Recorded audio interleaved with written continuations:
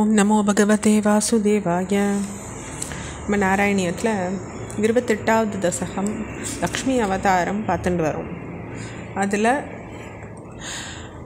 பார்க்கடல் கடையப்படுறது எல்லா நல்லதும் தேவர்கள்கிட்ட சேர்கிற மாதிரி சுவாமி பார்த்துட்டார் அப்படின்றத 2வது ஸ்லோகத்தில் பார்த்தோம். அடுத்த 4வது ஸ்லோகம். ஜகதீச பவத்பராததானீம் கமனீயா கமலா பபூவ தேவி அமலாமவலோக்ய யாம் விலோலஹ சகலோபி சப்ரஹாம் பபூவ லோகஹ. இதில் ஒரு வார்த்தை வருது, கமலா பபூவ தேவி. இது மகாலட்சுமியை குறிக்கக்கூடியது. கமலம் அதாவது தாமரையில் வீற்றிருக்கக்கூடியவளே அப்படின்றது லக்ஷ்மியினுடைய குறிக்கக்கூடிய வார்த்தை இங்கே வருது. இப்போ ஜெகதீசான்னு சுவாமி அழைக்கிறார். அப்போ அதுக்கு பின்ன உம்மை தவிர யாரையும் மேலாக கருதாதவளும் மனதுக்கு இனியவனுமான லக்ஷ்மி தேவி தோன்றினா இல்லையா? அவளை பார்த்து மனசு கவரப்பற்ற நீர் உலக தினத்தையும் அடைய விரும்பினீர் இல்லையா அப்படின்ற வார்த்தை வருது. அடுத்த வர ஸ்லோகம். त्वयि तत्त हृते तथैव देव्यै त्रिदशेन्द्रो मणिपीठिकां व्यथारीत् सकलोपहृतापि शेषनैयैर् ऋषयस्तां श्रुतिकीर्तिभिरभ्यसञ्चन्. அப்போ உம்மக்கிட்ட லைத்த மனமுடையவனான அந்த லக்ஷ்மி தேவி உடனே தேவேந்திரன் ரத்னமயமான பீடத்தை அளித்தார் அந்த லக்ஷ்மி தேவிக்கு. எல்லாராலையும் கொண்டு வரப்பட்ட அபிஷேக திரவியங்களாலையும் ரிஷிகள் வேத மந்திரங்கள் கானம் பண்ணி அந்த தேவிக்கு அபிஷேகம் பண்ணினாங்க இல்லையா? சகலோபஹிருதாபி சேஷனைர். அப்போ எல்லா தேவர்களாலையும் அபிஷேகம் பண்ணப்பட்ட தேவியான லக்ஷ்மி தாயார். அபிஷேக ஜலானுபாதி முக்த த்வதபாங்கைர் அவபூஷிதாங்கவல்லீம் மணிகுண்டலபீதசேலஹார பிரமுகைஸ்தாம் அமராதயோன்வபூஷன்.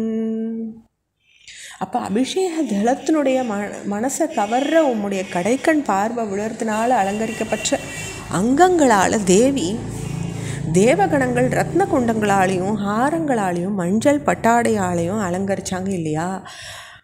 அவிபூஷிதாங்கவல்லியும் எல்லா பூஷணங்களையும் போட்டுண்டு மணி குண்டல பீத்த சேலஹாரம். அப்போ மணி குண்டலம் ஹாரம் இது எல்லாத்தோடையும் தேவி அலங்கரிக்கப்பட்டா இல்லையா அப்படின்னு அந்த ஸ்லோகம் சொல்கிறோம்.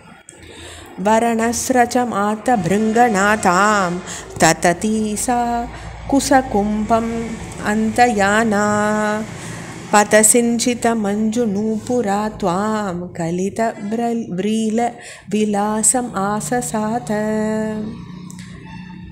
அப்போ அந்த லக்ஷ்மி தேவியானவ பிருங்கநாத்தம் ஸ்ரஜமாத்த பிருங்கநாத்தம். அப்போ வண்டுகள் மொய்க்கிற ஸ்வயம்பர மாலையை கையில் வச்சுண்டு கும்பங்கள் போன்ற நகிழ்களை பார்த்த மெதுவான நடையோடையும் பாதங்கள் ஒலிக்கிற அழகான சிலம்புகளோடையும் வெட்க விலாசத்தோடையும் நாராயணனான உம்மை நாடி வந்தா இல்லையா அப்படின்னு இந்த ஸ்லோகம் 6வது ஸ்லோகம் சொல்கிறது.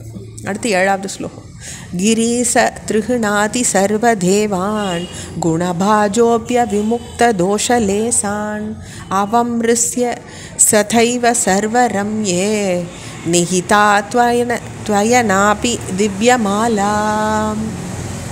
அப்போது கிரின்ற வார்த்தை இந்த இடத்துல சிவபெருமானை குறிக்கக்கூடியது. சிவன் பிரம்மா எல்லா தேவர்களும் குணவான்களாக இருந்தால் கூட காமம் கோபம் முதலிய தோஷங்கள் நீங்கினவாளா இல்லை அப்படின்னு கருதப்பட்டவாளாக இருந்தாள். அதனால எல்லா குணங்களோடையும் மனோகரமாக இருக்கிற உம்மா கிட்ட தான் திவ்யமான மாலை தேவியால் சமர்ப்பிக்கப்பட்டது அப்படின்னு இந்த ஸ்லோகம் சொல்கிறது. உரசா தரசா மமானி தைனாம் புவனானாம் ஜனனி மனன்ய பாவாம் துவதுரோ விலசத் ததீக்ஷணஸ்ரீ பரிவிருஷ்டியா பரிபஷ்டமாச விஸ்வம். இப்போ உலகுக்கெல்லாம் தாய் புவனானாம் ஜனனி மன்ய பாவாம். உலகுக்கெல்லாம் தாயாக விளங்குற உம்மை தவிர வேறு இடத்துல பற்றில்லாதவளுமான அந்த லக்ஷ்மி தேவி உடனே உம்முடைய மார்பலை தாங்கி பெருமைப்படுத்தினீர் இல்லையா? அதாவது தன்னுடைய தேவியை வந்தோன்னே பெருமாள் என்ன பண்ணிட்டார், தன்னுடைய மார்பலை வச்சுட்டார். உம்முடைய மார்பு பிரதேசத்தில் பிரகாசித்து லக்ஷ்மியினுடைய கடைக்கண் பார்வையான இன்ப மழை உலகனைத்தையும் பட்டு அது செழிப்பாக விளங்கித்து இல்லையா அப்படின்னு அந்த 8வது ஸ்லோகம் சொல்லித்து. என்னுடைய தொடர்ச்சியை நம்ம அடுத்த பகுதியில் பார்க்கலாம். ஓம் ஸ்ரீ லக்ஷ்மி நிருசிம்ஹாய நமஹ.